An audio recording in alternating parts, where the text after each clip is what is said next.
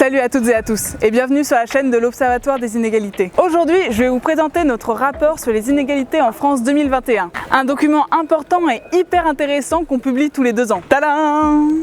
Mais du coup, c'est quoi le rapport sur les inégalités? L'objectif, c'est d'expliquer où on en est des inégalités en France sans pour autant chercher à dramatiser la situation. Tout ce qu'on veut, c'est une vue d'ensemble pour prendre conscience de ce qui n'est pas forcément là sous nos yeux et tenter d'agir par la suite. Cette vidéo est donc une petite mise en bouche des informations que vous trouverez dans ce rapport.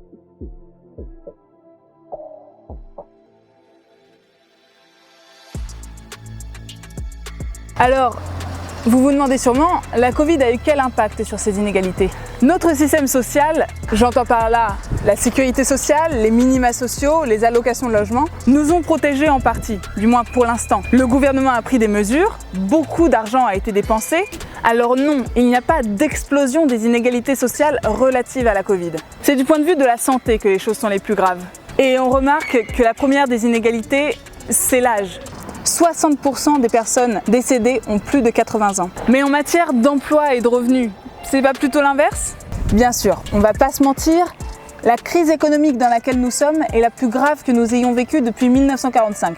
Rien que ça. Et c'est les jeunes les plus touchés par l'arrêt des CDD, l'intérim, les licenciements. Ils n'ont droit à aucun minimum social et apparaissent très rarement dans les statistiques. Et alors, chez les adultes, les catégories populaires et les peu diplômés font face au choc du chômage qui gagne du terrain en ravageant tout sur son passage. Ce qui est sûr, c'est qu'on est loin d'avoir tout vu.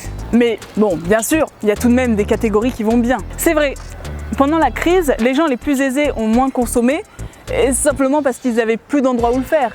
Et donc automatiquement ont beaucoup épargné. Au minimum, plus de 8 000 € supplémentaires ont été mis de côté en 2020 par les 10% du haut du panier. Soit l'équivalent de 6 mois de travail pour une personne au SMIC. Notre salaire minimum équivaut à 1 200 €. Mais dans ce rapport, on ne va pas parler que de la crise. J'avoue, c'est plein d'infos difficiles à résumer en juste 2 mots.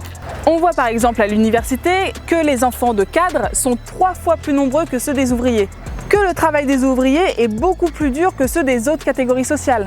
Et beaucoup d'autres chiffres, par exemple sur la discrimination, la situation de handicap, qui nous donnent tous envie de se mobiliser. Mais alors, dans tout ça, les inégalités augmentent ou diminuent? Alors, tout dépend de quoi on parle. Certaines situations s'améliorent. Par exemple au travail, où l'égalité entre les femmes et les hommes progresse. Pareil pour l'accès aux nouvelles technologies. Dans les 2 cas, il nous reste beaucoup de choses à faire, mais on est sur la bonne voie. D'autres en revanche se dégradent, comme la pauvreté, qui augmente en France depuis 10 ans, surtout chez les jeunes adultes.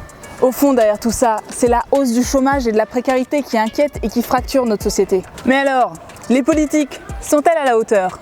Le modèle social français fonctionne.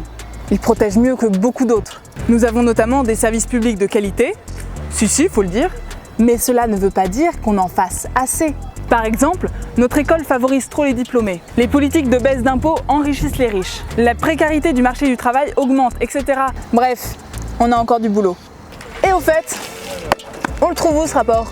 Très simple, en ligne sur www.inégalité.fr en format papier ou PDF. Bonne lecture!